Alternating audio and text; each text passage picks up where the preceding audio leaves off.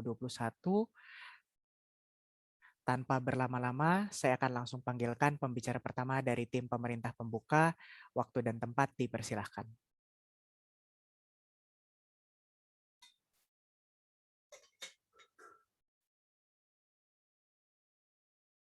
Hello, am I audible? Ya, terdengar. Oke. Wait a minute. Harus on cam ya? Atau gimana? Diusahakan untuk on cam. Oke.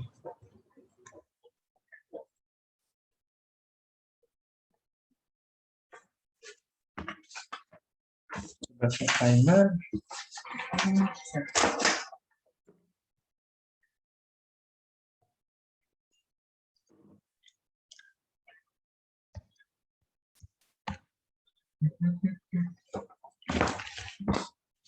Oke. Sudah clear kah suara aku? Iya, silakan. Baik. Saya akan memulai pembicaraannya dalam 5, 4, 3, 2, 1. Pendidikan adalah kunci kemajuan, apalagi untuk negara berkembang seperti Indonesia. Dari mulai early childhood development sampai postgraduate, pendidikan mengatur segalanya. Dari mulai mengatur mentalitas warga negara sejak dini, sampai menghasilkan produk-produk human capital untuk menciptakan proses-proses inovasi dan juga berbagai produk-produk pembangunan riset yang sekiranya penting untuk kemajuan bangsa ini, semuanya diatur oleh pendidikan. Poinnya adalah, siapapun yang menduduki posisi strategis dalam pendidikan, termasuk Menteri Pendidikan, haruslah orang terbaik, haruslah orang yang berbasis terkait merit, haruslah orang yang memiliki latar belakang sebagai teknokrat. Indikator yang harus dipilih oleh kita semua dalam memilih Menteri Pendidikan adalah sebagai berikut. Pertama, mereka harus memiliki pemahaman terkait seluk-beluk terkait dunia pendidikan, baik itu dari sisi manajerialnya, ataupun dari segi pedagoginya, atau dari segi institutional building-nya. Yang kedua adalah dia harus memiliki latar belakang yang sekiranya berkaitan dengan akademis, yang sekiranya memahami medan bagaimana mereka akan menjalankan tugasnya. Karena dalam Menteri Pendidikan, dalam postur institusionalnya, itu sangat mengatur berbagai institusi sampai di tingkat madrasah di pedesaan. Yang ketiga, mereka harus tidak berafiliasi dengan partai politik manapun dan tidak diintervensi oleh politik insentif manapun to begin with. Dan yang terakhir adalah mereka harus memiliki visi yang bagus untuk membangun pendidikan secara long term, memiliki grand planning yang bagus untuk pendidikan kita, bagaimana mengutamakan kualitas human capital dari bangsa kita, dan juga memiliki eksekusi manajerial yang terbaik untuk hal tersebut. Maka dari itu kami percaya hal itu akan tercapai apabila apabila Menteri Pendidikan dipilih melalui masyarakat akademis.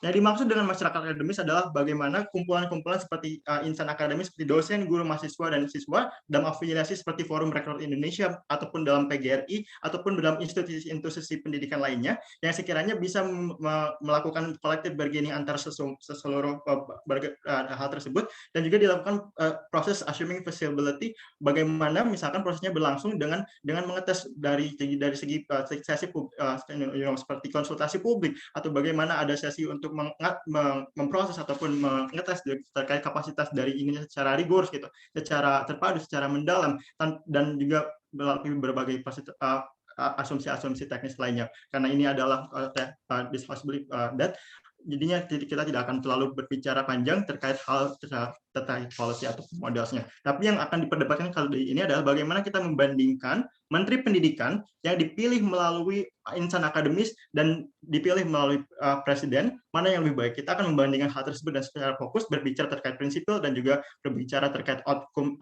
mana yang akan lebih baik.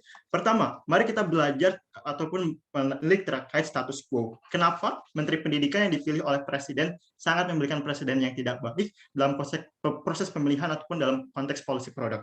Pertama, kita harus mengetahui bagaimana sebenarnya presiden memilih Menteri Pendidikan. Tentu, setiap presiden memiliki hak prerogatif to begin with. Tapi presiden tidak dapat berdiri sendirian tanpa adanya dukungan dan lobby dari partai politik. Mengingat presiden didukung dari mulai kampanye sampai pemilihan oleh partai politik dan juga oleh tokoh-tokoh politik, dan pada prosesnya tentu di sana terjadi transaksi-transaksi politik yang memberikan suatu transaksi bagaimana ketika sudah terpilih maka presiden harus memberikan semacam suatu hal yang sekiranya bisa bermanfaat untuk partai politik tersebut gitu. Bagaimana misalkan bagi-bagi jabatan yang dilakukan di berbagai lintas kementerian, misalkan untuk Kementerian Desaan, untuk partai PKB misalkan, atau untuk Menteri Pendidikan untuk orang-orang Muhammadiyah, atau untuk menteri-menteri terkait perekonomian diberikan kepada Golkar, atau menteri-menteri terkait semacam human capital building atau mayoritas kepada PDIP gitu. Hal itu telah diatur dalam berbagai proses diskusi yang terjadi dalam pemilihan presiden sampai dia terpilih. Maka sebegitu kuat pun presiden kita, tentu di sana tidak bisa secara lepas oleh hal political initiative lainnya. Mengapa kursi Menteri Pendidikan sangat seksi dan sangat-sangat intrik dengan political incentive? Karena Menteri Pendidikan memiliki porsi 20% APBN dan itu sudah termaktub dalam institusi kita, tidak dapat dirubah. Di mana 20% APBN dana tersebut sangatlah strategis untuk berbagai partai politik untuk mendapatkan banyak sekali proyek-proyek anggaran. Misalkan proyek-proyek pembangunan infrastruktur pendidikan misalkan di daerah-daerah, atau proyek-proyek seperti pengadaan laptop atau pengadaan alat-alat pendidikan, atau sesederhana untuk alat-alat seperti alat tulis dan juga ATK gitu. Dan itu sangatlah menjadi concern dari banyak hal. Contohnya adalah di 2 periode ke belakang, Menteri Pendidikan merupakan porsi yang sekiranya diperebutkan antara Partai Muhammadiyah oleh PAN dan juga berbagai partai-partai politik. Muhadjir Effendi adalah salah satu contoh pendidikan yang sekiranya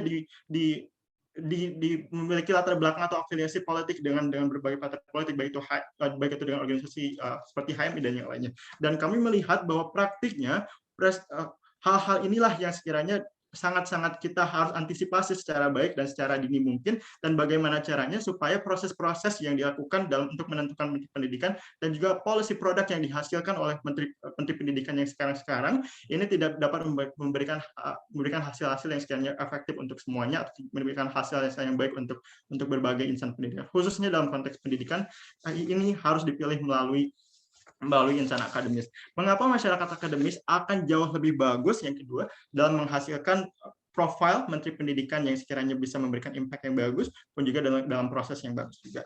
Kami akan menjelaskan bagaimana sebenarnya hal ini dapat memberikan insentif.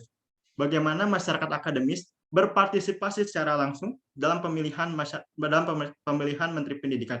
Itu artinya apa? Maka in order untuk Menteri Pendidikan nanti bisa terpilih, maka mereka harus appeal atau mereka harus memberikan semacam konsultasi publik terhadap masyarakat ada di sini. Maka mereka harus melakukan presentasi dan lobby-lobby yang sekiranya dapat memberikan kepastian bahwa mereka dapat memberikan suatu terobosan yang bagus untuk pendidikan kita, dan itu suatu insentif yang baik yang perlu kita lakukan. Dan kedua adalah mengapa misalkan hal ini sangat penting, karena seringkali di status quo yang terjadi sekarang dilakukan oleh presiden, seringkali ada pertentangan antara insan akademis atau masyarakat akademis, antara guru, dosen, mahasiswa, dan yang lainnya dengan Menteri Pendidikan yang ada, karena perbedaan ideologi dari partai politik atau perbedaan ideologi seperti yang terjadi pada konteks Nadiem Makarim ketika selalu bermasalah dengan guru-guru ataupun dengan Muhammadiyah karena tidak berasal dari afiliasi partai politik tertentu gitu. Maka dari itu, bagaimana caranya Menteri Pendidikan yang dipilih melalui masyarakat akademis ini nantinya dapat setidaknya bisa menjaga hubungan yang baik dengan insan akademis, karena mereka memiliki latar belakang kesamaan yang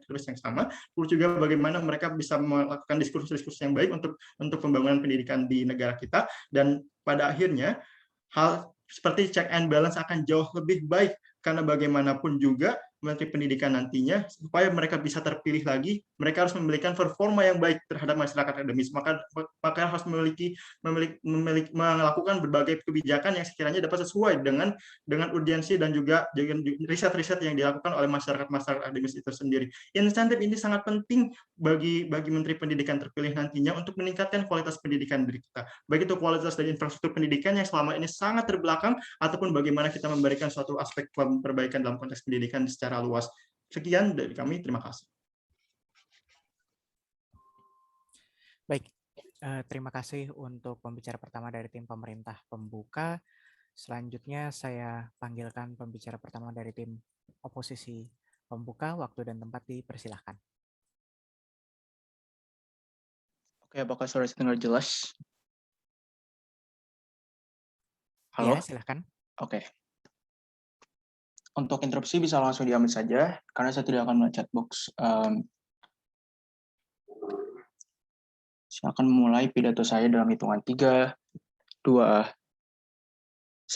Kami setuju dengan proposisi bagaimana pendidikan adalah suatu hal penting, yang berarti haruslah orang yang paling strategis, orang yang paling baik untuk pada akhirnya mewakili dari pemilihan seorang masyarakat, seorang menteri pendidikan ini. Sebagai oposisi pembuka, kami percaya bahwa menteri pendidikan haruslah dipilih oleh presiden, dikarenakan kami percaya bahwa menteri pendidikan merupakan sebuah jabatan yang harus ditempuh dari hasil yang terbaik-baiknya, dan kami percaya bahwa presiden dapat melihat secara jauh lebih luas dan sudah memiliki kapabilitas yang jauh lebih luas dibandingkan masyarakat akademisi yang misalnya memiliki interest tersendiri dan sebagainya. Sedangkan kami percaya bahwa masyarakat akademisi layaknya dosen, guru, mahasiswa tidak memiliki kapabilitas ini pada dasarnya karena mereka akan memiliki interest sendiri misalnya. Model kami adalah presiden akan memilih menteri pendidikan berdasarkan kinerja mereka. Seperti contohnya bagaimana presiden memilih Nadiem Makarim sebagai menteri pendidikan. Namun yang kedua, presiden juga masih memiliki power untuk pada dasarnya meminta bantuan layaknya seperti dari dosen, guru, dan mahasiswa dan siswa tentang tanggapan-tanggapan seperti menteri pendidikan seperti apa yang diinginkan oleh presiden tersebut dan sebagainya. Mereka bisa dapat melakukan hal tersebut. Sehingga kami sama sekali tidak pernah mengerti ketika pemerintah pembuka berkata bahwa ini hanya berdasarkan interest dan lain sebagainya. Apa yang harus kita bicarakan dalam perdebatan kita pada kali ini adalah bagaimana interest dari masyarakat akademisi ini juga bisa muncul pada akhirnya untuk memilih seseorang menteri pendidikan ini. Beberapa respon. Pertama adalah ketika mereka menyatakan tentang political incentive. Kami tidak pernah mendengar mengapa hal ini merupakan satu hal yang buruk, bukan? Karena kita percaya bahwa political incentive ini juga sudah dipilih berdasarkan orang-orang di dalam status quo dan sudah banyak penjelasan mengenai hal ini. Nah, karena kita melihat, kami merasa bahwa bagaimana presiden juga sudah memiliki banyak sekali orang-orang di dalam status quo untuk mengevaluasi dan lain sebagainya. Kemudian presiden juga sudah memiliki tanggung jawab misalnya untuk melihat apabila contohnya menteri pendidikannya buruk dan lain sebagainya, mereka masih memiliki hak yang banyak misalnya. Sehingga kami sama sekali tidak pernah mengerti mengapa pada dasarnya political incentive ini sangat amat buruk, bukan Dewa teramat. Namun yang kedua, hal yang kurang dari sisi proposisi adalah bagaimana mereka tidak pernah menjelaskan kepada kami bagaimana pada akhirnya setelah masyarakat akademisi yang memilih, pada akhirnya tiba-tiba seperti permasalahan layaknya Nadiem Makarim dan sebagainya yang pada akhirnya terkadang memiliki banyak sekali problematika dengan beberapa political interest dan sebagainya tidak akan terjadi juga, bukan? Sehingga keseluruhan kasus mereka sudah jatuh. Di sini saya memiliki dua hal yang akan saya bahas. Pertama, kenapa presiden punya hal yang lebih baik daripada masyarakat akademisi dalam memilih menteri pendidikan. Ada dua analisis. A, presiden dipilih oleh masyarakat berdasarkan hasil pemilu. Pahami bahwa presiden merupakan pimpinan tertinggi yang memegang mandat masyarakat. Presiden telah berhasil untuk memegang kepercayaan masyarakat sejak ia terpilih dalam pemilu. Ini berarti seluruh mandat dan kepercayaan masyarakat telah dipegang oleh presiden dan dipercayakan untuk membuat kebijakan atau sekaligus memilih menteri pendidikan. Kepercayaan dan mandat inilah yang akan menjadi check dan balance bagi presiden untuk memiliki kalkulasi yang baik dalam memilih kabinet atau menteri pendidikan secara spesifik. Karena satu, jika sejak awal pertimbangan yang dilakukan oleh presiden adalah salah, kami rasa masyarakat akan langsung memberikan kritik dan akan terjadi diskusi secara terbuka seperti yang saya sudah sebutkan tadi, dan juga memiliki cara untuk contohnya mencari tahu terlebih dahulu. Inilah mengapa bias dalam memilih less likely terjadi. Namun dua, jika di status quo akan ada mekanisasi pergantian menteri jika menteri bersangkutan gagal untuk melaksanakan kebijakannya. Namun hal yang eksklusif oleh presiden adalah ia akan tetap berdiri sebagai representasi dari masyarakatnya akibat partisipasi dari masyarakat. Berarti kalkulasi presiden dalam memilih menteri itu juga sekaligus uphold atau represent suara rakyat dibanding masyarakat akademisi ini yang sama sekali tidak mewakili masyarakat sama sekali, bukan Dewa Cermat. Karena kita berbicara bagaimana hasil dari menteri pendidikan ini berbicara secara jauh lebih luas, bukan hanya dari sekolah saja, namun nanti bagaimana contohnya kurikulum di Indonesia bisa jauh lebih berguna dan sebagainya. Sedangkan masyarakat akademisi di sisi pemerintah bukanlah representasi dari siapapun, sebab sejak awal dia bukanlah kandidat politisi yang terpilih atau dipilih. Inilah analisis yang menyebabkan clash self-interest atau bias akan lebih terjadi di bench pemerintah. Karena Anda sebagai masyarakat akademisi juga memiliki kepentingan, dan seperti dosen atau guru yang akan memilih menteri berdasarkan status quo perspektif saja, bukan? Dan self-interest kepentingan ini akan saya bahas lebih lanjut dalam poin argumen kedua saya tentang impact dari hal ini, bukan tentang impact dari hal ini. Namun yang B, mengapa pilihan presiden terhadap menteri pendidikan juga tetap akan mengambil benefit dari saran ahli atau masyarakat akademisi. Kami percaya presiden tidak asal memilih. Ada pertimbangan spesifik dari presiden dalam memilih menteri pendidikan. Seperti presiden yang akan meminta saran dari masyarakat akademisi juga, seperti presiden yang akan tetap meminta saran atau rekomendasi dari para ahli misalnya. Sehingga sebelum menteri dipilih akan muncul terlebih dahulu beberapa kandidat menteri pendidikan yang akan dinilai head to head oleh presiden, bukan? Terlebih lagi Anda sebagai seorang menteri harus bisa sejalan dengan presiden Anda agar seluruh kebijakan yang telah dirancang dengan baik, karena ada esensi komunikasi hubungan yang baik sejak awal Presiden memilih, bukan? Karena dalam masa jabatan Anda sebagai menteri, Anda harus berkomitmen untuk sejalan dengan visi misi harus sejalan dengan visi misi presiden Anda. Sejak awal Anda terpilih sebagai menteri dan mau menduduki jabatan menteri, Anda telah konsen untuk mematuhi prosedur kerja sebagai menteri pendidikan. Prosedur kerja ini termasuk pada hal-hal seperti melakukan koordinasi langsung kepada presiden. Inilah mengapa pertimbangan dari presiden juga akan mengkonsiderasikan efek jangka panjang, karena kinerja menteri pendidikan akan berpengaruh kepada meritokrasi presiden dalam narasi masyarakat, apakah presiden berhasil atau tidak. Ini berarti presiden akan more likely untuk mengawasi kinerja yang dilakukan menterinya, bukan? Karena jika menterinya gagal, masyarakat juga akan secara otomatis mencap presiden sebagai aktor yang gagal juga. Inilah mengapa di oposisi akan terjadi pengawasan yang ketat datang dari presiden dan sekaligus masyarakat. Berarti dalam satu analisis saya sudah berhasil untuk membuktikan mengapa sebenarnya akuntabilitas kinerja presiden dan menterinya akan jauh lebih tercapai di sisi oposisi. Komparatif di sisi proposisi adalah bagaimana ketika gagal pada akhirnya yang akan disalahkan adalah contohnya adalah masyarakat akademisi ini. Kami sama sekali juga tidak pernah mendengarkan penjelasan dari proposisi adalah apa check and balance yang ada di dalam status quo ketika contohnya masyarakat akademisi ini gagal untuk memilih bukan Dewan Cermat. Karena yang kami lihat adalah bagaimana contohnya masyarakat akademisi ini tidak akan sama sekali memiliki tanggung jawab sama sekali di dalam pemilihan ini, sehingga kami merasa bahwa masyarakat akademisi juga merupakan suatu aktor yang sangat tidak baik untuk memilih menteri pendidikan. Namun yang kedua, apa efek yang akan terjadi ketika pada akhirnya yang memilih adalah masyarakat masyarakat akademisi ini. Pertama, saya akan mempoint out bahwa bagaimana pemerintah pembuka sama sekali aneh tentang menjelaskan mekanisme mereka ketika mereka menyatakan akan menggunakan masyarakat akademisi. Tidak ada gambaran yang jelas seperti apa pemilihannya dan lain sebagainya, bukan. Namun kami percaya bahwa masyarakat akademisi memiliki interest-nya masing-masing. Seperti contohnya bagaimana guru yang memiliki interest untuk pada dasarnya pembelajaran gajinya dinaikkan, atau bagaimana murid-murid yang mungkin ingin pembelajarannya lebih dimudahkan dan lain sebagainya. Hasil yang akan terjadi adalah hasil yang tidak akan secara general dan secara baik untuk terjadi, bukan Dewan Cermat. Tidak ada akan hasil yang benar-benar baik dari hal tersebut. Sehingga kami merasa bahwa pada akhirnya hasil yang didapatkan dari Menteri Pendidikan yang memiliki tanggung jawab yang sangat amat besar tidak akan terwakili, karena masyarakat akademisi hanya mewakili suatu pihak yang pada akhirnya menyebabkan hasil yang sama sekali tidak terwakilkan dari keseluruhan. Oleh karena itu sangat bangga untuk menjadi oposisi pembuka.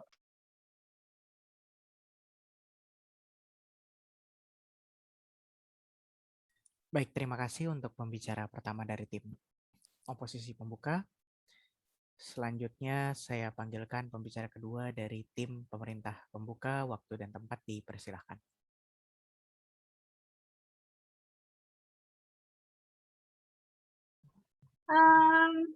Sebentar.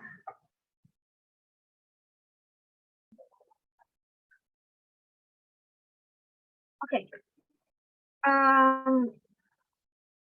Interupsi dapat dilakukan dengan cara unmute, lalu bilang interupsi, namun mohon tidak terlalu berlebihan. Dan saya akan memulai pidato saya dalam hitungan 3, 2, 1. Menurut kami tim oposisi sangat hidup dalam suatu negara yang terlalu ideal, karena yang terjadi dalam kondisi saat ini dalam status quo sangat berbeda dengan apa yang tim oposisi sudah jelaskan dan akan saya jelaskan nanti dalam ekstensi saya. Namun beberapa sanggahan terhadap tim oposisi. Yang pertama adalah ini adalah mosi Dewan ini percaya bahwa dan bukan Dewan ini akan, sehingga bukan beban dari tim pemerintah untuk menjelaskan secara mekanisme yang akan dilakukan. Namun pembicara pertama dari tim pemerintah pembuka juga sudah menjelaskan secara umum bagaimana hal pemilihan dari Menteri Pendidikan dari masyarakat akademisi ini akan dilakukan. Lalu, jika masyarakat akademisi tidak mempunyai kemampuan setinggi yang seperti pembicara pertama dari tim pembuka oposisi katakan, kami jadi tidak mengerti mengapa Presiden akan meminta saran dari mereka pada dasarnya. Lalu, tim oposisi mengatakan bahwa masyarakat akademisi memiliki agenda sendiri, tapi mereka tidak pernah menyebutkan apa agenda tersebut. Karena satu-satunya kepentingan masyarakat akademisi adalah membangun dan memperbaiki sistem pendidikan. Meskipun tadi pembicara pertama dari tim pembuka oposisi telah menjelaskan bahwa mungkin gurunya ingin menaikkan gaji dan lain sebagainya, menurut kami mereka orang-orang yang sudah tergabung ke dalam organisasi atau keprofesian akademisi ini, mereka sudah tahu kondisi saat ini bagaimana gaji yang mungkin untuk guru honorer sangat kecil dan lain sebagainya, dan mereka tahu akan konsekuensi itu tetapi masih memilih untuk masuk ke dalam sana. Hal ini membuktikan bahwa mereka sebenarnya peduli terhadap sistem pendidikan dan tidak peduli apabila mereka dibayar dengan rendah. Kami juga sudah menjelaskan agenda di Presiden justru akan lebih mengancam kondisi sistem pendidikan karena Menteri Pendidikan yang ditunjuk oleh Presiden tidak akan mempunyai keinginan untuk memperbaiki sistem pendidikan, namun untuk mengkorupsi dana bantuan pendidikan. Di sisi kami, jika Menteri Pendidikan yang ditunjuk oleh masyarakat akademisi, mereka juga bisa ditunjuk ulang, mereka juga bisa digantikan, mereka bisa dilihat bagaimana performa mereka selama ini dalam bidang pendidikan, seberapa banyak kontribusi yang telah mereka lakukan selama ini, dan itu akan lebih mudah untuk di check and balance dibandingkan menteri yang ditunjuk oleh presiden itu sendiri. Dan menteri di status quo harus tunduk kepada presiden, karena jika mereka memberontak dan tidak sejalan dengan presiden, mereka akan digantikan oleh menteri yang mau tunduk kepada presiden. Hal ini tidak akan terjadi di sisi kami karena interest yang akan dipunyai oleh Menteri Pendidikan yang ditunjuk di sisi kami ini adalah untuk memperbaiki sistem pendidikan, bukan karena mereka tidak mau tunduk terhadap keputusan presiden dan partai politik di balik presiden itu sendiri. Komponen terpenting dalam sebuah negara ini ada pendidikan. Bahkan kondisi ekonomi di suatu negara bergantung sebenarnya kepada taraf pendidikan di negara tersebut. Dan negara bisa mempunyai banyak sumber daya alam, namun jika tidak ada sumber daya manusia, maka akan dieksploitasi oleh negara lain atau bahkan pemimpin negara itu sendiri. Sumber daya manusia dibutuhkan merupakan hasil produk dari sebuah sistem pendidikan. Oleh karena itu, sistem pendidikan harus diutamakan, baik di negara berkembang maupun negara maju, untuk dapat bersaing dan unggul dari negara lain. Namun kondisi saat ini Indonesia adalah semua orang berlomba-lomba untuk menjadi partai politik karena dianggap akan menguntungkan. Hal ini dibuktikan dengan pemilu yang masih diadakan pada tahun 2024, namun bisa dilihat banyak spanduk berbau kampanye baik daring maupun luring. Karena kondisi politik saat ini adalah siapapun yang terpilih menjadi pemimpin, baik itu presiden, badan legislatif, ataupun menteri yang secara langsung ditunjuk oleh presiden yang terpilih, hanya memikirkan untuk mendapatkan keuntungan sebanyak-banyaknya. Yang terjadi dalam status quo adalah presiden tidak mempunyai beban terhadap masyarakat yang memilih dia. Presiden yang terpilih mempunyai beban moral untuk memberikan timbal balik kepada partai-partai politik yang telah mengusung dia. Hal ini membuktikan bahwa siapapun presiden yang terpilih nanti, mereka akan mementingkan status politik mereka. Di sisi lain, presiden-presiden ini juga mempunyai beban moral untuk timbal balik kepada partai-partai politik yang mengusung mereka. Hal ini menyebabkan menteri yang dipilih langsung oleh presiden merupakan orang-orang titipan setiap partai politik untuk mempunyai kuasa untuk mengatur sektor tertentu untuk mengkorupsi dana-dana tertentu. Sebelum itu, ya. Nadiem Makarim tidak berasal dari partai politik manapun. Masihkah memungkinkan bahwa dia untuk korupsi? Oke.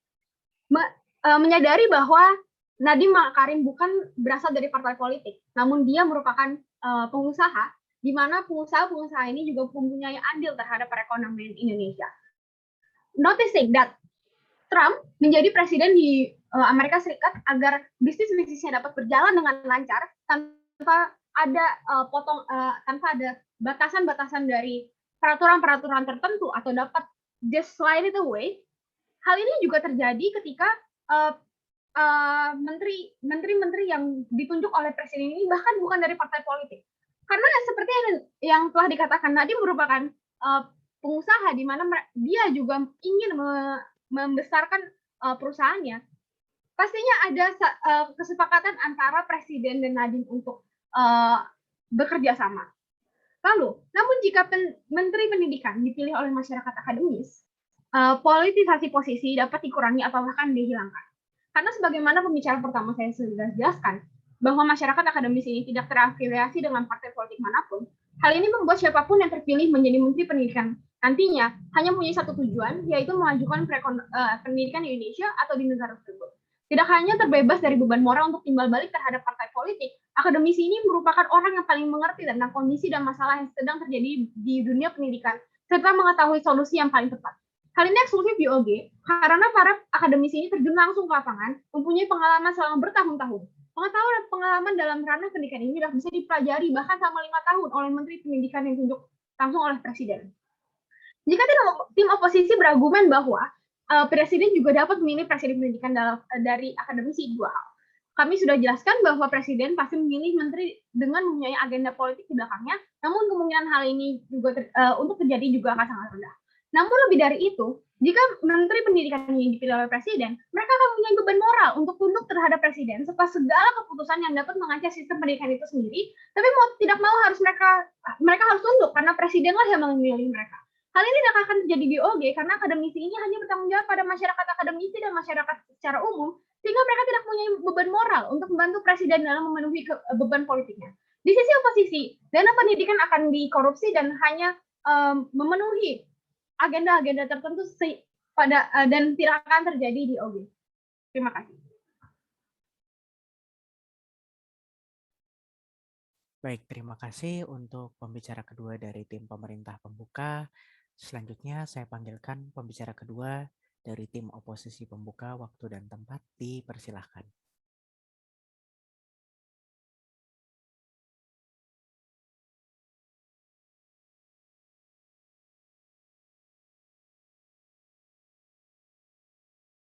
Halo, apakah saya dengar jelas? Iya, silahkan. Oke, saya tidak bisa menyalakan kamera karena ada masalah dengan WiFi. Sekarang saya dalam 3, 2, 1.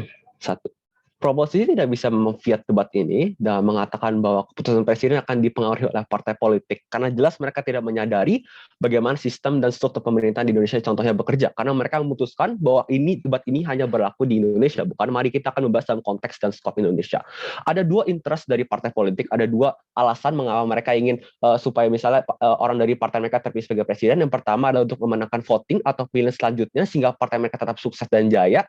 Namun yang kedua adalah karena ada orang yang mereka pilih, bisa sebagai Jokowi, yang merepresentasikan visi dan misi yang dimiliki oleh partai politik tersebut. Sehingga ketika mereka terpilih sebagai presiden, maka visi dan misi oleh partai tersebut akan hadir dalam program-program yang dikerjakan oleh presiden, sehingga mereka tidak perlu lagi untuk misalnya meminta sebuah pengembalian moral dari presiden karena yang mereka inginkan sudah tercapai dari awalnya. Terlebih lagi ada check and balance system yang mencegah mereka untuk melakukan perlakuan bias terhadap partai politik. Misalnya ada pertentangan dari MPR atau ada orang-orang yang bisa mempoint out bahwa presiden melakukan perlakuan khusus sehingga tidak akan ada perlakuan khusus dari presiden dan argumen tersebut dari sisi proposisi runtuh. Namun ada beberapa alasan mengapa berdiri di atas OG.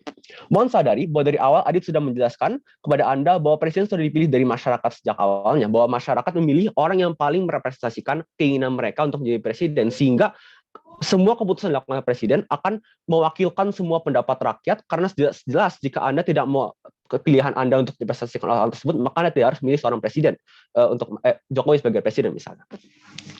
Sehingga pilihan dilakukan oleh presiden akan jelas menjadi objektif seperti dilakukan oleh Adit. Namun mereka kemudian mengatakan bahwa yang mereka inginkan adalah supaya masyarakat itu berpartisipasi dalam pemilihan para menteri misalnya, supaya ada presentasi dari para menteri dan masyarakat bisa memperhatikan dan mempoint out bahwa ini salah dan menteri bisa merevisi misalnya presentasi tersebut.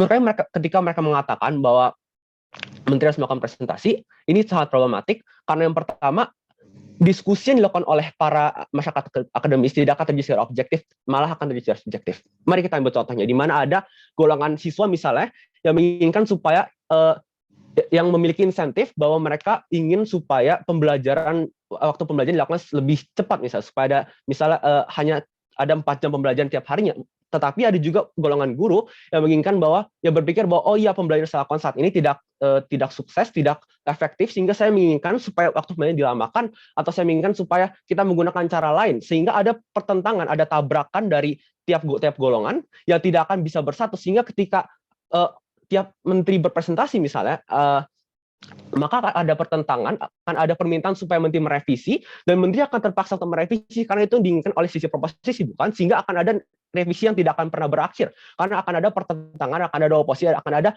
orang-orang yang tidak menginginkan supaya tujuan dari golongan lainnya tercapai.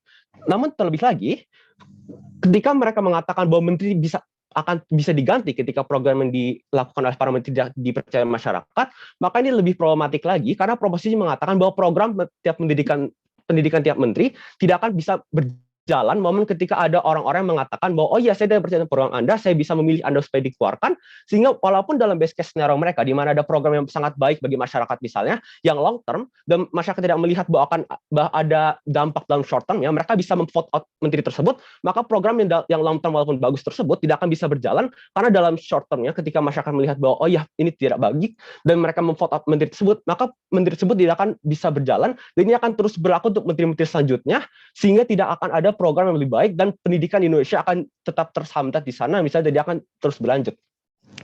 Namun yang kedua, mari kita lihat bagaimana kemudian akan muncul bias di posisi mereka, di mana ada orang-orang yang melakukan pemilihan secara subjektif, memberikan objektif. Karena kami berpikir bahwa presiden bisa melakukan pemilihan secara objektif, di mana presiden memiliki sebuah bird eye view, di mana presiden memiliki sebuah staff-staffnya masing-masing yang memiliki para ahli misalnya yang bisa mengusulkan kepada presiden untuk memilih misalnya ada menteri A atau menteri B. Ini mengapa kemudian presiden bisa memilih Nadiem Makarim, karena ada usulan-usulan dari stafnya presiden sehingga presiden bisa melihat bahwa ya saat ini adalah yang dibutuhkan oleh Nadiem Makarim untuk membenarkan sistem pendidikan Indonesia. Karena ketika dosen memilih misalnya teknokrat lainnya untuk membenarkan sistem Indonesia, maka dia tidak akan berhasil karena teknokrat yang dipilih oleh para dosen hanya merepresentasikan interest dari para dosen tersebut dan interest dari para siswa tidak akan bisa tercapai. Namun ketika presiden memilih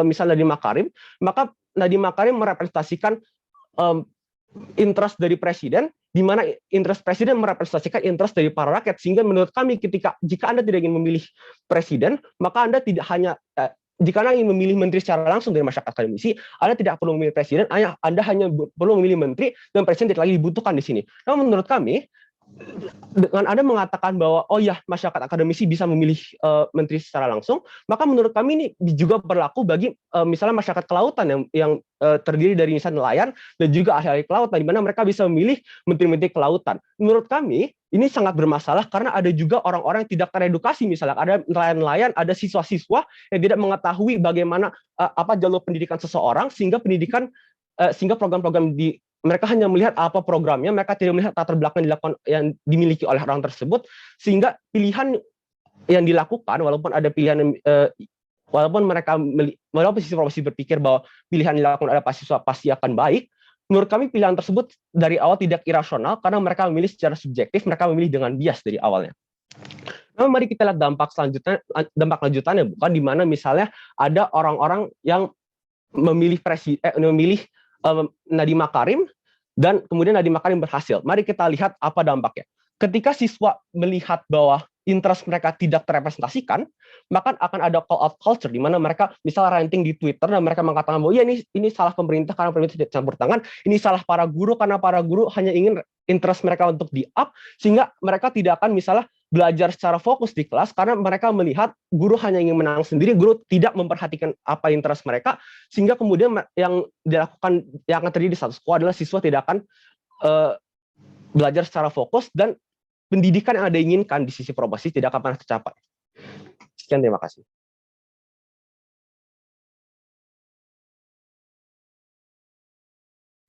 Baik, terima kasih untuk pembicara kedua dari tim oposisi pembuka. Selanjutnya saya panggilkan pembicara pertama dari tim pemerintah penutup. Waktu dan tempat dipersilahkan.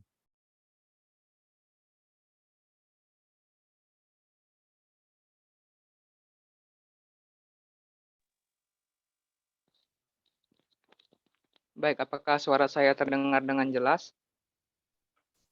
Iya, silahkan. Oke.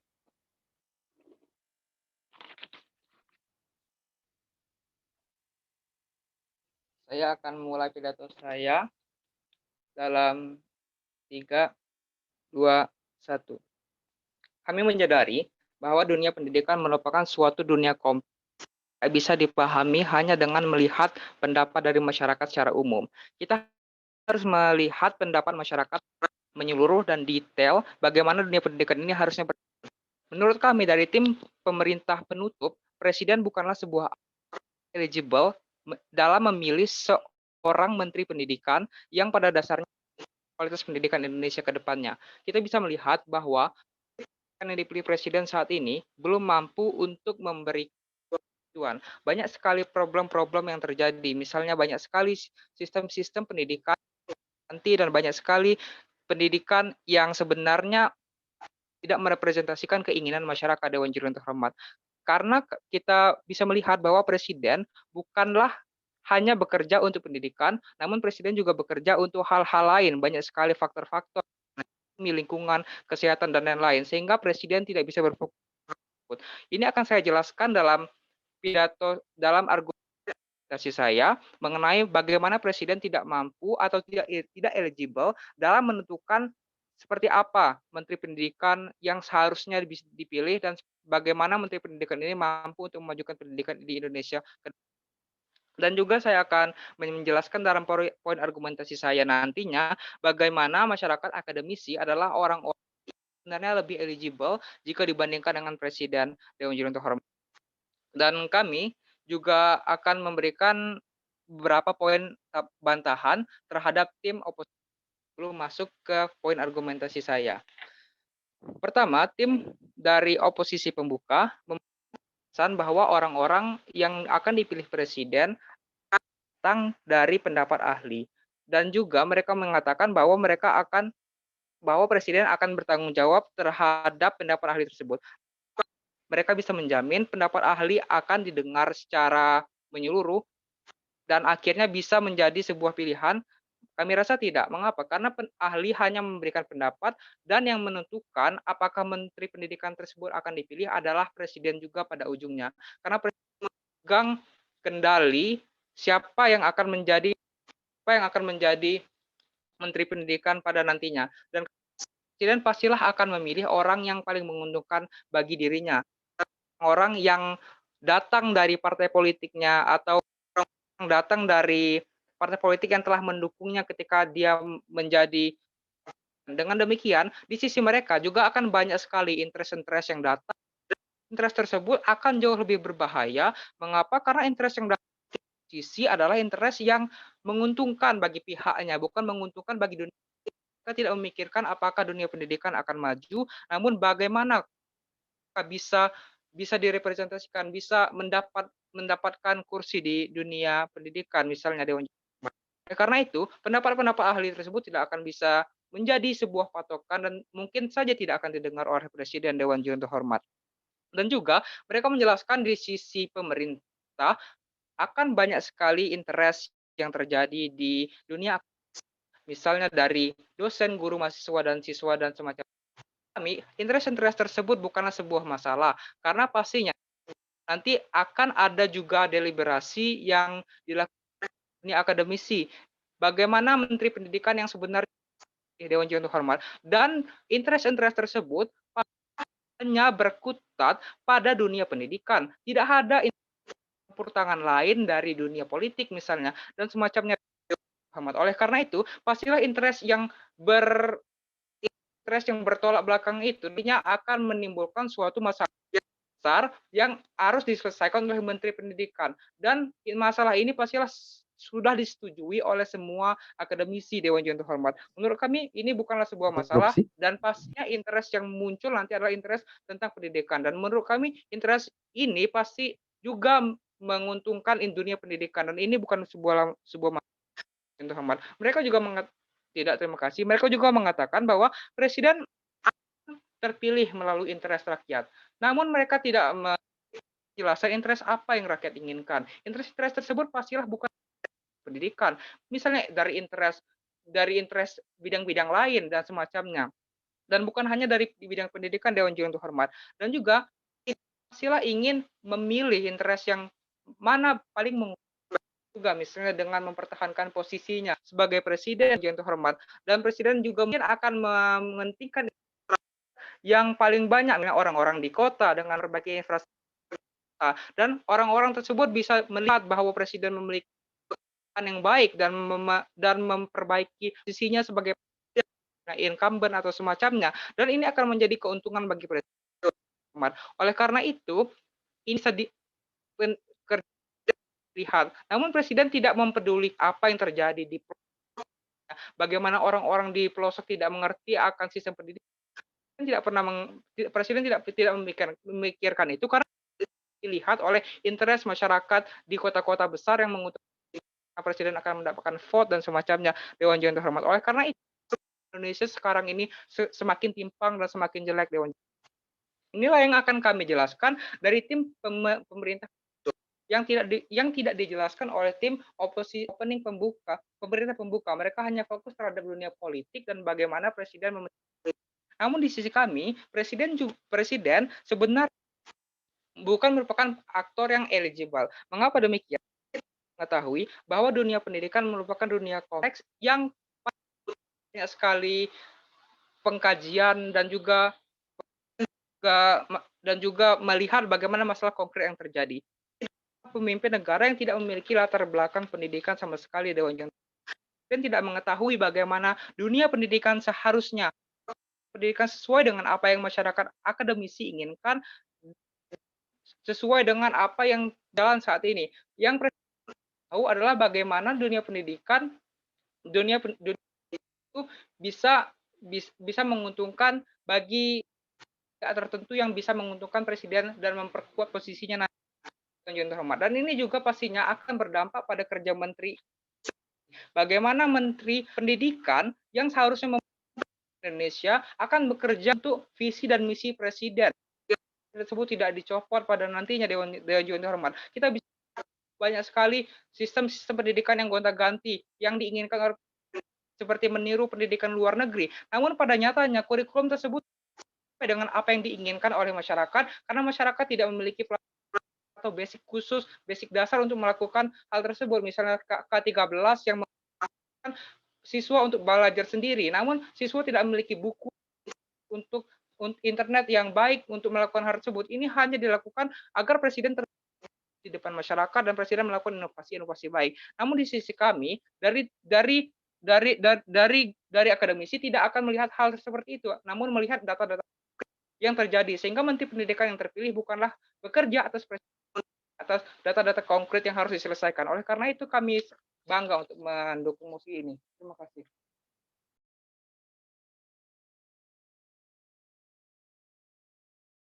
Baik, terima kasih untuk pembicara pertama dari tim pemerintah penutup. Mungkin sedikit reminder, teman-teman bisa memperhatikan timernya dengan lebih baik. Selanjutnya saya panggilkan pembicara pertama dari tim oposisi penutup. Waktu dan tempat dipersilahkan.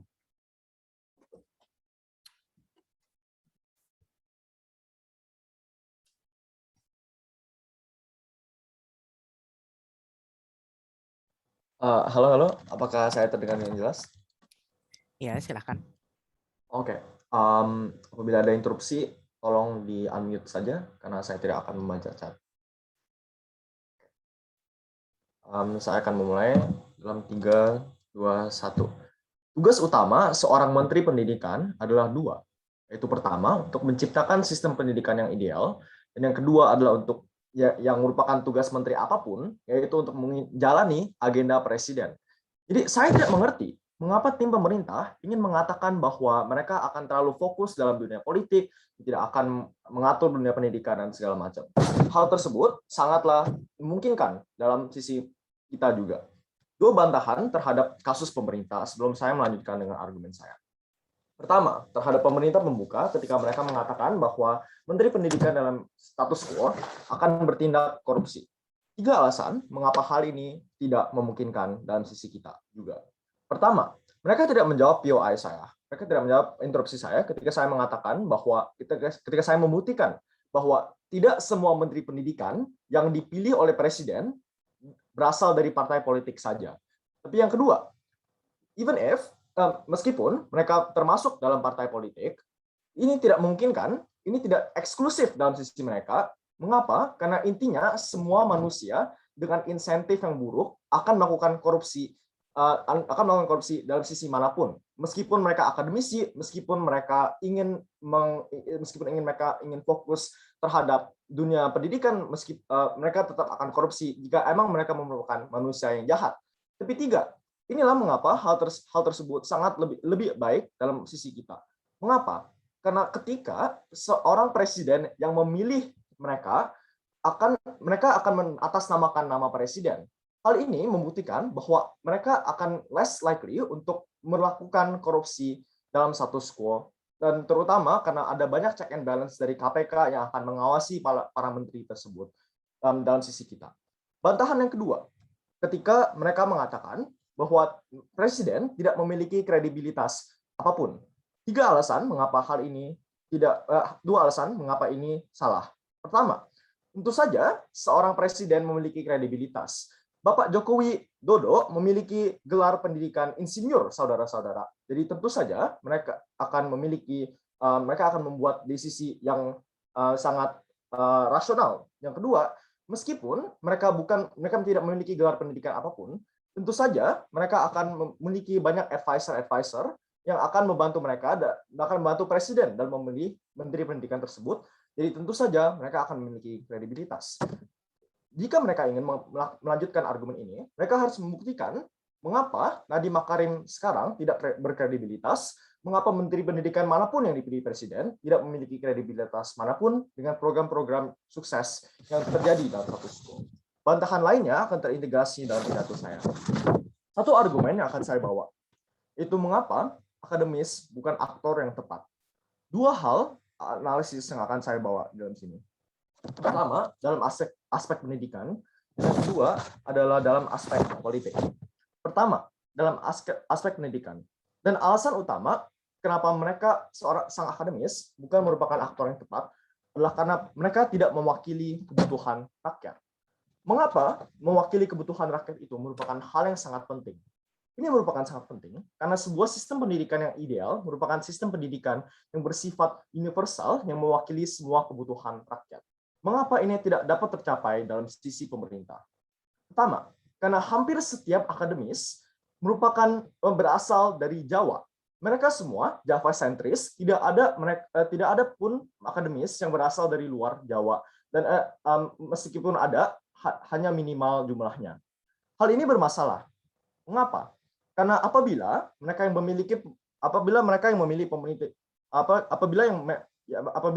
dipilih menteri pendidikan, mereka menjadi menteri pendidikan, peraturan-peraturan yang tidak akan ada peraturan-peraturan dan program-program yang tidak akan membantu masyarakat di luar Jawa. Contoh, masyarakat di Papua, di mana UN atau ulangan negeri yang disamakan pertanyaannya untuk pelajar-pelajar Papua yang memiliki kepahaman yang kurang dan akibatnya banyak masyarakat di Papua putus sekolah dan hal-hal lainnya. Komparatif yang kita dapat dalam sisi kita yaitu adalah Nadiem Makarim yang menghapus UN dan menggantikannya dengan program lain yang lebih bersikap universal yang dapat dipahami oleh masyarakat Papua. Hal ini mewakili kebutuhan rakyat yang lebih banyak atau setidaknya bagi sejumlah warga yang memilih presiden tersebut.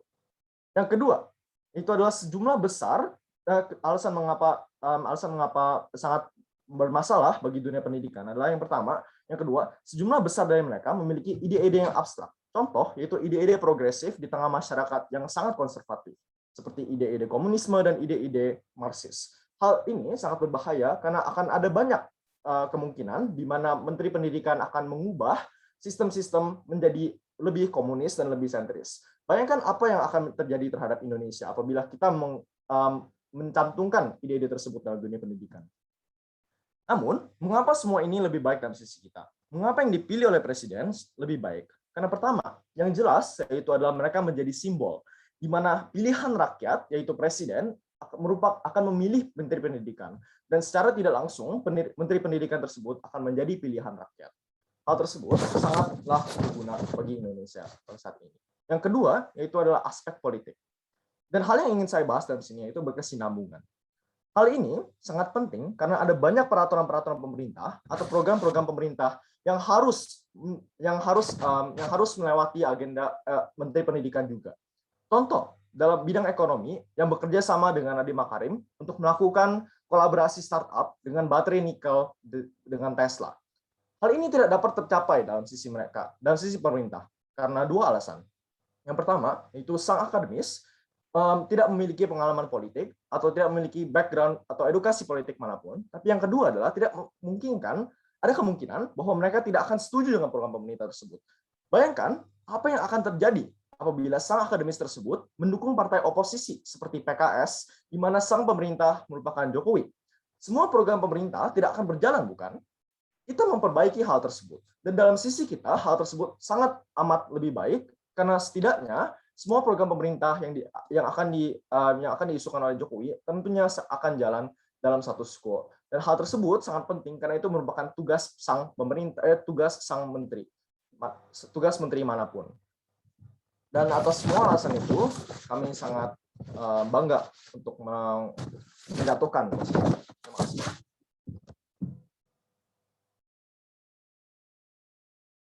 Baik, terima kasih untuk pembicara pertama dari tim oposisi penutup. Selanjutnya saya panggilkan pembicara kedua dari tim pemerintah penutup. Waktu dan tempat dipersilahkan. Tes, apakah suara saya terdengar? Ya, silahkan. Oke, terima kasih. Kalau mau POI bisa langsung unmute saja.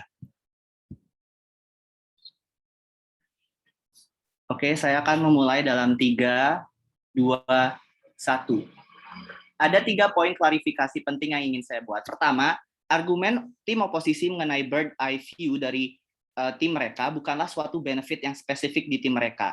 Karena pada dasarnya konsep bird eye view sendiri ada karena presiden dibantu oleh para menteri dalam setiap bidangnya, misalnya ekonomi, pertanian, dan pendidikan. Maka dari itu, mengingat bahwa menteri itulah yang menjadi eksekutor dan pembantu bird eye view presiden, maka merekalah yang menjadi menteri harus yang mengetahui permasalahan di bidangnya masing-masing. Secara konklusi, berarti bisa disimpulkan bahwa bird eye view presiden lebih baik di kami karena yang memilih bird eye view yang akan membantu presiden adalah masyarakat atau akademisi itu sendiri yang akan menerima dampaknya. Klarifikasi kedua, mekanisme oposisi yakni diberlakukannya demo di Twitter sebagai masukan misalnya, itu biasanya menjadi solusi akhir karena permasalahan sudah memburuk dan menumpuk, tapi tidak adanya solusi konkret dari pemerintah. Hal ini tidaklah baik karena mendemo dan mogok sekolah misalnya akan merugikan mahasiswa itu sendiri. Maka dari itu, di tim pemerintah penutup percaya bahwa kondisi ideal adalah mahasiswa tidak perlu menunggu perubahan sampai mereka harus mogok sekolah misalnya, hanya agar dapat aspirasi mereka terdengar. Maka dari itu mereka bisa langsung memilih secara berkala dan langsung didengar oleh partai politik. Klarifikasi ketiga, kalau tim oposisi mempermasalahkan mengenai Java sentris, takutnya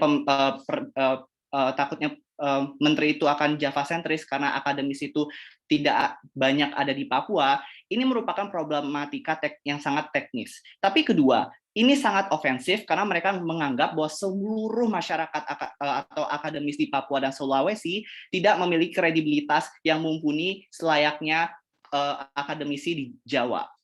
Masalahnya, permasalahan kurikulum, permasalahan kurangnya fasilitas, dan hal-hal lainnya yang terjadi di Indonesia misalnya, itu dapat bisa dirasakan dan dilihat oleh semua akademisi terlepas dari background-nya, terlepas dari sukunya. Tentunya hal ini menunjukkan bahwa problem-problem itu merupakan masalah yang sangat universal. Misalnya, di desa Pulau Jawa yang miskin, mereka sama-sama mengalami kurangnya fasilitas dengan sekolah pelosok yang berada di Papua dan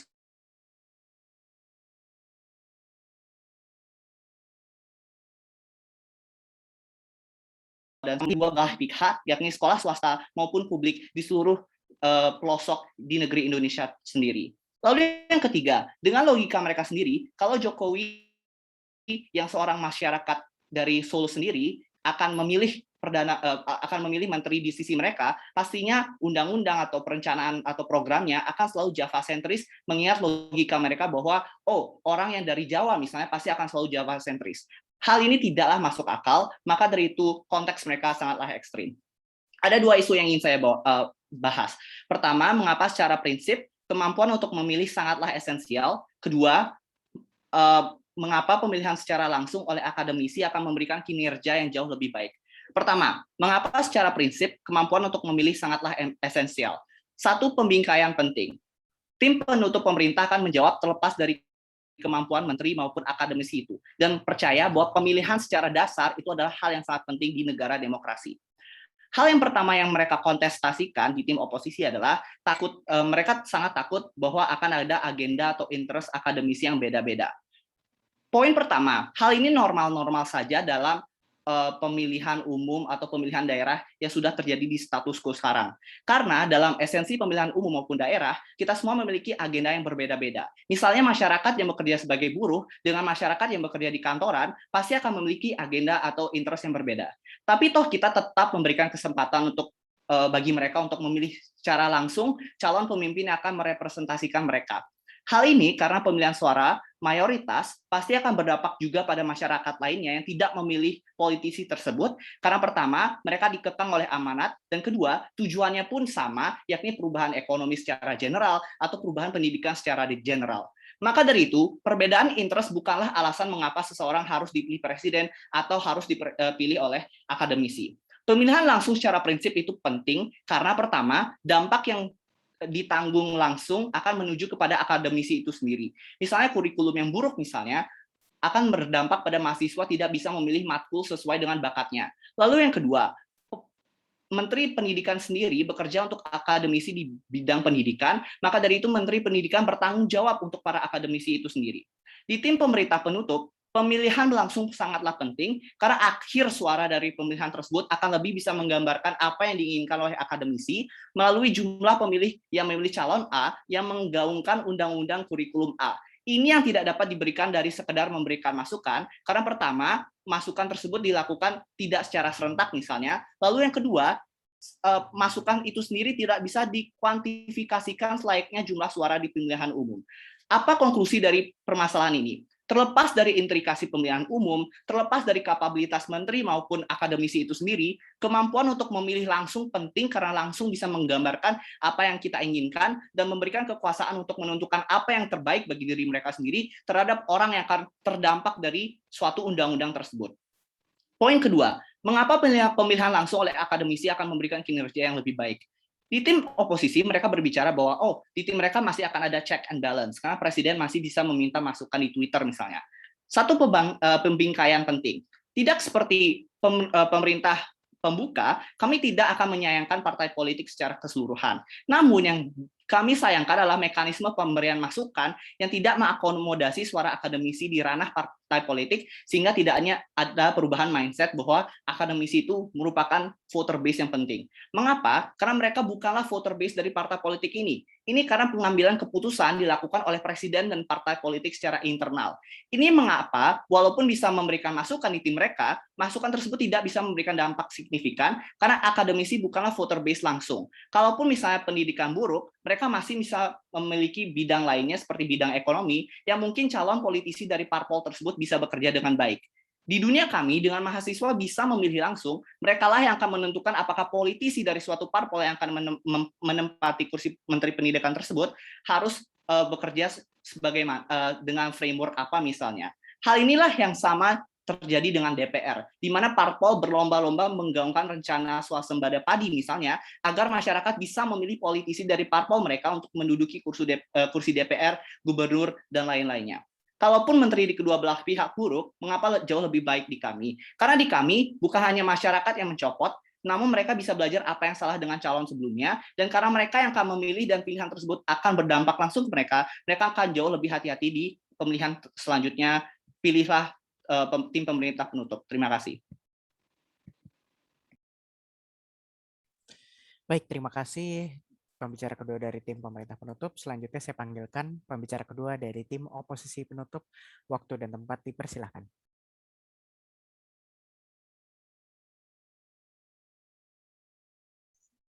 Tes, suaranya kedengeran nggak? Iya, silahkan. Sampaikan bahwa sebenarnya mosi ini adalah sebuah pencorengan terhadap simbolisasi kepercayaan terhadap presiden dan masyarakat dari masyarakat Indonesia. Apa yang ingin dilakukan oleh semua tim pemerintah adalah sebuah hinaan terhadap demokrasi, terhadap mandat masyarakat, terhadap presiden. Ingat bahwa parameter mereka adalah pilih yang terbaik. Bagi mereka artinya masyarakat apabila tidak memiliki pendidikan sarjana kemudian tidak pantas untuk memilih yang terbaik. Seakan-akan pendidikan adalah sebuah dunia elitis yang hanya bisa dimengerti oleh lulusan sarjana. ada dua hal fatal yang dilupakan oleh tim pemerintah. Satu, bahwa masyarakat memilih seorang presiden, kemudian akan memiliki visi misi yang dimiliki oleh presiden tersebut terhadap negara yang diberikan melalui kampanye-kampanye yang ia lakukan. Sehingga perlu adanya sebuah kesinambungan antar seluruh program yang dilakukan oleh presiden. Hal ini kenapa presiden diberikan hak prerogatif untuk memilih menterinya sendiri, satu untuk menjalankan mandat dia yang diberikan oleh masyarakat, dan kedua untuk mencapai visi misi yang mereka janjikan terhadap masyarakat. Hal ini tidak mungkin terjadi apabila menteri tersebut dipilih oleh pihak ketiga yang tidak memiliki afiliasi apapun dengan presiden. Karena yang pertama ada dua alasan. Yang pertama adalah adanya sebuah beda kubu politik, di mana kemudian interest politik yang berbeda ini karena ada sebuah perbedaan kubu, kemudian menghalangi pencapaian visi misi presiden tersebut. Istilah kasarnya, coba pikir aja kalau misalnya kemudian kandidat mereka yang terpilih ternyata akademisi yang terafiliasi dengan PKS, yang kemudian merupakan sebuah oposisi dari presiden kita saat ini, Jokowi. Ya kemudian bukankah di sana sebuah interest untuk mensabotase visi misi dari presiden tersebut, atau setidaknya ada goal yang berbeda atas kebijakan mereka di sana. Kemudian kedua, mereka juga nggak mungkin bisa bilang bahwa semua akademisi tidak memiliki afiliasi terhadap politisi, karena udah kelihatan jelas. Contohnya kayak, why is it then Presiden Jokowi mengubah statuta UI hanya demi mengakomodasi berbagai macam akademisi yang memiliki jabatan rangkap di berbagai BUMN yang kemudian juga kemungkinan dikasih oleh kubu-kubu politik yang memiliki kekuasaan di BUMN tersebut. Jadi ada afiliasi juga. Jadi ada afiliasi juga terhadap akademisi terhadap kubu politik tertentu yang kemudian mungkin berbeda dengan interest dari kubu politik presiden. Sehingga kemudian mereka bilang, oh ya, interest politik kemudian bisa menjadi masalah dalam pemilihan kalau misalnya presiden pemilih. Pertama, satu, itu artinya penjelasan saya sudah memberikan alasan kenapa di sisi mereka juga ada interest politik yang bermain dalam pemilihan kandidat. Tapi yang kedua juga better on our side, karena at least ketika kubu politiknya sama, ya at least ada sebuah kesinambungan dalam pelaksanaan dan implementasi program tersebut. Mereka kemudian mengatakan bahwa background yang sama itu artinya akan memperbaiki kinerja. Sekarang justru saya akan memberikan justru yang terjadi bahwa sekarang ketika dipilih Nadiem Makarim itu akan terjadi sebuah transformasi dari institusi presiden, dari institusi pemerintahan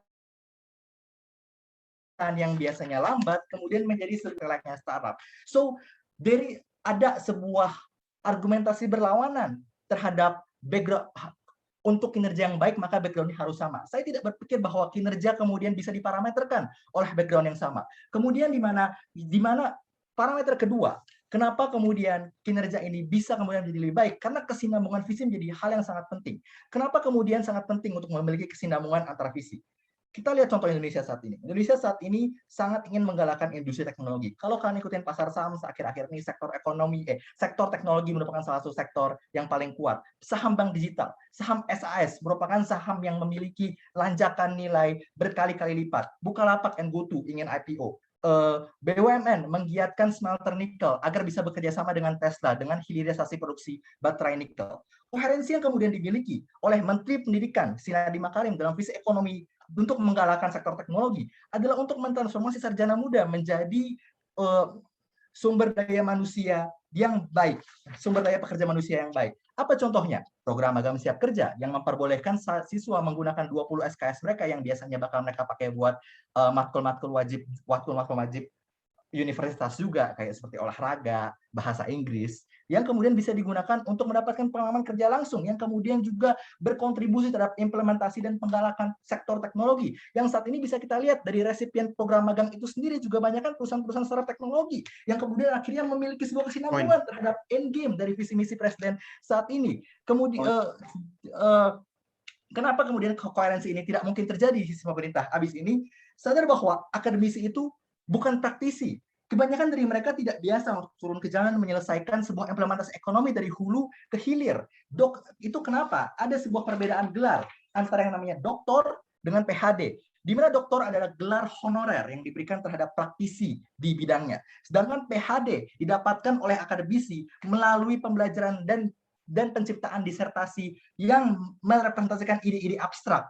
Ini artinya kebanyakan akademisi memiliki spesialisasi untuk menuangkan pikiran mereka yang abstrak ke dalam kertas, tapi belum tentu memiliki kemampuan untuk menuangkan ide tersebut terhadap dunia nyata. Dan bahkan tidak ada jaminan bahwa ide mereka yang biasanya abstrak ini bisa diimplementasikan di dunia nyata. Itu kenapa banyak sekali ide seperti emotional quotient di bidang psikologi yang dari dulu 1980-an masih diperdebatkan oleh banyak akademisi sampai sekarang. Itu artinya tidak ada jaminan bahwa akademisi kemudian bisa memiliki kemampuan untuk mengimplementasi lebih baik dibandingkan daripada orang-orang lainnya, dan juga memiliki kemampuan untuk memilih orang terbaik.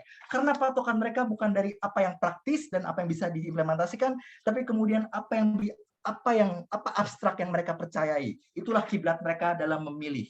Berbeda dengan masyarakat di bawah yang memilih presiden berdasarkan apa yang mereka rasakan dan apa yang mereka butuhkan. Kemudian kami jadinya setuju bahwa pendidikan itu penting. Tapi itu penting karena pendidikan adalah tulang belakang dari pertumbuhan ekonomi, inovasi, kreativitas, teknologi yang dapat diimplementasi. Itu kenapa visi dari presiden, bukan visi dari profesor yang harusnya menjadi kiblat utama kebijakan daripada menteri pendidikan. Dan karena visi presiden adalah representasi dari keinginan dan kebutuhan bangsa dan negara, presidenlah yang harusnya memiliki hak prerogatif untuk memilih menteri pendidikan demi mengimplementasikan visi misi tersebut. Contoh di mana akademisi berkontribusi pada jatuhnya masyarakat. Marx dan Hegel dengan komunisme. Apa yang terjadi ketika sebuah presiden ingin mengkiblatkan kebijakan mereka terhadap teori komunisme yang dimiliki oleh akademisi seperti Marx?